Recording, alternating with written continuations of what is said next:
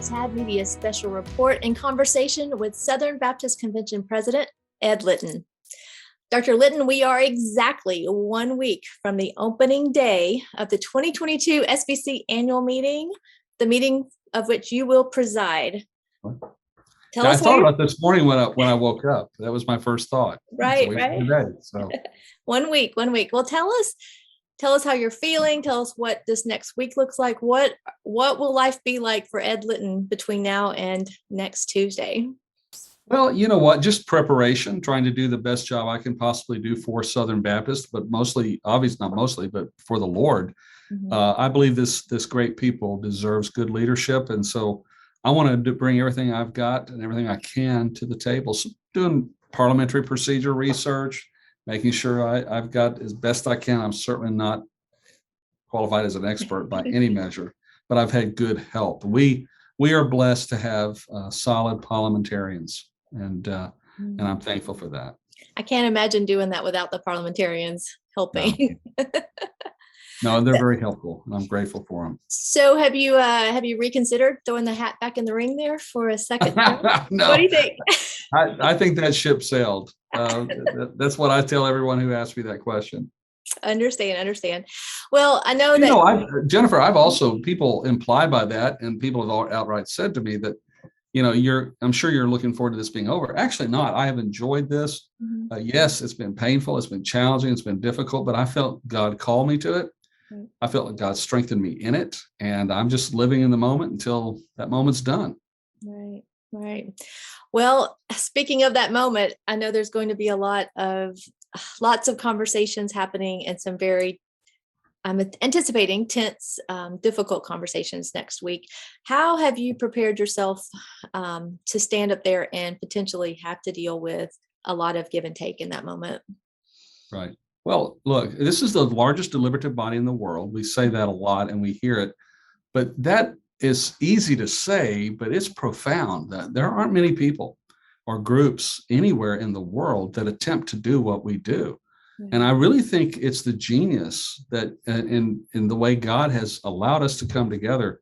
It's the genius in how we do what we do together. Clearly, we're not perfect people by any measure, but the grassroots of Southern Baptists are good people, and they want justice. They love mercy, and they are humble people, and they deserve to be led well. And so I think we have a long history of people who have led this group well, and they will surprise us always. I've often been surprised by what Southern Baptists do in that 2-day family reunion, it's been called, but it's the largest deliberative body in the world. And I think it's what brought us to this point. As painful and difficult as this process has been, it's what brought us here. And I think it's in their DNA to want to follow it through. Mm-hmm. So are you, as you're talking to local pastors and others maybe outside of the denominational bubble, not the entity leaders and officers, but the local pastors and more grassroots Southern Baptists, what are you hearing from them and sensing that gives you that perspective? I think they're profoundly concerned about what's taken place. Okay. And I think they want to make it right. They want to do what is right and what is best. There's a profound, what I'm hearing is a profound sense of regret for what has happened to survivors, but also a desire to make sure we do the polity right. Right. And in some cases, it seems like there's a struggle between one or the other, but can we do both in this? I think we have to. Yeah. And it may take longer than we wish, and I don't know what that means, but we have an opportunity to not run from it, not look the other way. Right. Jesus told a very famous story in Scripture about a man who was beaten and left for dead on the side of the road. The first religious person walked up, saw him, looked away, and walked around. So did the second, but the third, the most despised person in the story, and that culture, was the one who stopped and helped and looked at him. We can't look away. As tempting as it is, we can't deny. This has been something that's been brewing and something that we've been somewhat, if not fully aware of for a while now. And we're just in the process of where do we go from here? And so that's that's what this deliberation will be about, in Mhm. large part, but not just that. Mm.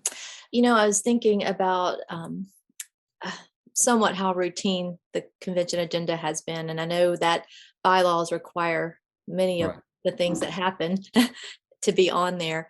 Um, but also hearing that there's a groundswell of support for more time for messengers to talk and more discussion opportunities, and especially coming out of the sexual abuse task force report and what's going to happen there, the executive committee's response to it, and all of those kinds of things. How, if the entity leaders are still trying to decide a little bit about how they deal with their reports, or what conversations or pieces are coming off from the microphone, how would you advise people to not be tone deaf with all this other part that's happening, while also attempting to stay true to the bylaws and true to the reports that need to happen, that might not actually be as connected to the report and all that's coming out of the investigation? Yeah. Listen, I think it was providential. Mhm. One of the things the president gets to do early on is pick his theme. And I believe the Lord led me to the theme of Jesus at the center of it all. I think that's where we need to return. I think what we need to do is come humbly, all of us, to the table of this big discussion, and we need to ask ourselves: are we reflecting Jesus? Because the world is watching. The numbers and the stats of the interest in the world because of this investigation and the other things that swirl around us is profound, and it is worldwide. And so we have an opportunity here to face some very hard things, different than maybe other groups have faced it, and that could be good or bad. But we have to we have to come to the table, and I believe we need to stay at the table to seek justice, to do what is right, and to continue forward as to why God brought us together in the first place. Mm. And as we're watching these conversations happen, recent years, the meetings have been cordial. I know there's history where that's not always been the case, um, but I did not experience those past meetings. It's been a pretty cordial, Right. somewhat smooth meetings without every once in a while something, but pretty smooth. How do we prepare our hearts for what's probably not going to be the smoothest and the nicest meeting Right. as we get ready for this? Well, we need a lot of grace. We need a lot of grace for one another. Mm. And it's important that we address issues and not personalities of people, Okay. Okay. because it's against our rules to disparage another person publicly. Mhm. And so in the process, we're looking for solutions. We're looking for the best solution possible. My job is to be fair Mhm. and to make sure that we follow the rules, and that we make the best sound judgments we possibly can in those moments. And so I feel like I'm the most prayed for man in the Southern Baptist Convention. Even with people who didn't vote for me, who may not care for me or like me, they still have prayed for me. And that to me is a very humbling, a very powerful statement that really, I think, gives me hope and encouragement, that if we'll come with a heart that is humble before the Lord, and genuinely seek the Lord. And I would encourage Southern Baptists who read and who watch what you are producing, that they would pray for the Spirit of God to move in our midst in such a way that there would be a spark of God's love, His revival.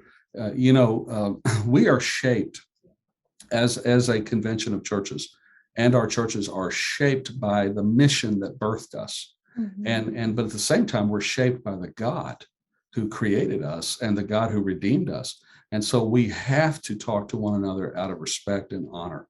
And so this is something that is challenging at times, but I think it's an opportunity for us to call upon the Lord for strength to do that. Mhm. John 15, Jesus made it very clear: apart from me, you can do nothing. And so my hope is, and trust and confidence is, that Southern Baptists will come full of the Holy Spirit. So the messengers coming, be ready, prayed up, and then the ones watching via live stream and staying home and keeping up as Absolutely. as And and to trust that God is in all of this, that He is working. And anybody who's ever suffered disaster in their life has a sense of I'm not saying we all like it or accept it, but there is this profound sense that God is moving and that God is doing something. You may not like what He's doing in the moment, but it is comforting to know that He is in the moment and that He is in control. I've often told people, my experience has been a refining fire. And I don't always like the fire or the source of the fire, but I love the refiner. And He is refining us as a people. And we need to walk like Jesus walked in this world, in this sense that we see the crowds different than we do now, that we see them as people who are beaten down, who are broken, who've been left behind, people who have been abused, people who have been misused, and that we love them with the same compassion He loved them with. And it's a compassion that doesn't just feel something, it is that, it's visceral, but it leads to action. And so what is really upon us at this hour is a call of God to not only feel the pain and suffering around us in our communities, but also in our SBC family, but also to act. And so I just encourage everybody to come ready to not get it one and done, but to enter into a process that's going to take time. But we've got to make the right decisions now. Well, and that makes me think of the fact that sometimes when there's so much pain and so much shame and so much just difficulty to deal with, there is a temptation to want to fix everything really fast, check all the boxes, and kind of, okay, we've got past that. This does not seem like something that is going to be easily checked off and done and finished. It does seem like it's a long process.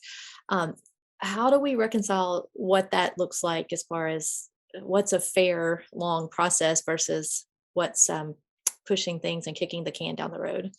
Yeah, it's interesting. Back to the analogy that Jesus used, I think it's one thing to see someone in suffering and pain in the ditch, feel empathy or compassion for them, or what the Bible calls splantna, one of my favorite Greek words. But then look what the guy did. He entered into that pain, and it was more than the moment. It was more than stopping the bleeding. He took him to a hotel. He took care of him. When he had to go deal with other business, he left money to resources. And the whole idea was that he was engaging in something more than in the moment. And so I think we as a family have to have that heart, that spirit of the Good Samaritan. And that we say, you know what, this may be us, and this may be us in the future. And how do we want to be treated? We want to be heard. We want to be believed. We want to be respected and honored. And I'm going to tell you, one of the reasons we're here, I think, is because of the tenacious work of the survivors who would not back away from this. And I think we are very serious people, and we are serious about our polity. But at some point, we have to stop and say our polity has to be secondary to the people that are being harmed. And when I say secondary, I don't mean eradicated. I don't mean done away with. I mean, but we have to stop and say we can't use that as something to hide behind. Okay, so how many people are you anticipating showing up? How many messengers? Well, I think it's over 7,000 registered right now. So estimates are that it could go 8 or a little bit higher with guests and everyone else involved. Okay. And motions and resolutions, any tips there? Any thoughts on what's happening? Any scoop on the resolutions that they already have?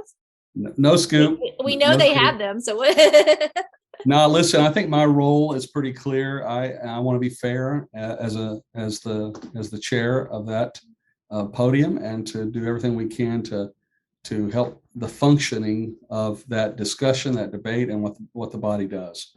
So it does no good for me to speculate or even to talk about what people are bringing. So, and we'll hear it when it comes on the floor. I'm guessing there will be a lot more microphone time for the messengers. Just again, making some assumptions by what people are saying and how they're preparing. We've seen other people learning how to write motions and and doing their research. So it'll be one of the more prepared times, I think, for Messenger. And hopefully more effective and more efficient. Mhm. And so Yeah. it's challenging work to do, but it's important work to do. Yeah, I know it's always disappointing for a messenger who has a passion about something to bring emotion, Right. but they didn't fill it out correctly or they didn't present it correctly, and it gets ruled out of order. That has to be so disappointing. So I'm encouraged to see the advancement in being able to be prepared in that way. So, well, let me shift gears for a second before I let you go. Cooperative program support. Oh. It's being thrown out and tossed about and used in a lot of ways to be, okay, what are we going to do? We're watching, we're waiting, we're going to see what happens at the annual meeting in Anaheim to decide. Some are already making some decisions, but with the recent publicity coming out of Guidepost in what many corporations are doing with June being Pride Month, and then the promotion of support of the LGBTQ community, and then some churches being concerned about that. What kind of message would you like to share with our churches as they think through how they're going to make next steps and make decisions? Well, I've been a pastor of a local church all of my adult life in my life in the Southern Baptist Convention. And this is something we have seen happen before. And pastors, I think, have every right and responsibility to ask questions about what their participation should be. And that's normal. And I am not surprised that any Southern Baptist isn't considering that, especially when things concern us. And there are things that concern us. And I'm not denying those. And I think people have sometimes good reasons to be concerned. But I think at the end of the day, we work through that process too. I am fully committed, and my church is fully committed to continuing to support the cooperative program. And it is challenging as our culture changes to keep doing that, and to hold fast to what the Word of God says. And that's where we stand. And I think at the end of the day, that's where we will continue to stand together.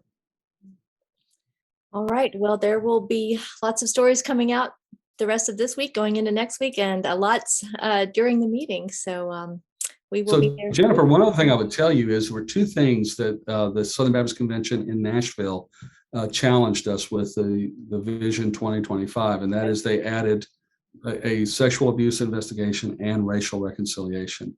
And I will say this, we're going to have something I think very exciting to share with the convention on Wednesday morning about developments in the area of racial reconciliation. And so I would encourage people to not only be there, but to tune in, because I think you'll see something that I think Southern Baptists are going to be very excited about.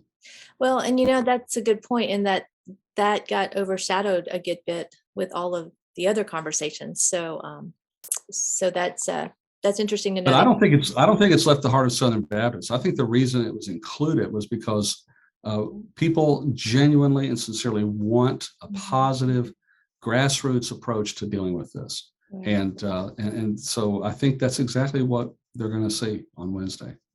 All right. Well, we will be there with you, covering from the Alabama Baptist, the Baptist Paper, Tab Media Group, and all in between. The SBC Annual Meeting will also be available via live stream, and we'll have that link in our show notes, as well as other links to keep you posted. Dr. Litton, thank you. Thank you, Jeff. Appreciate it.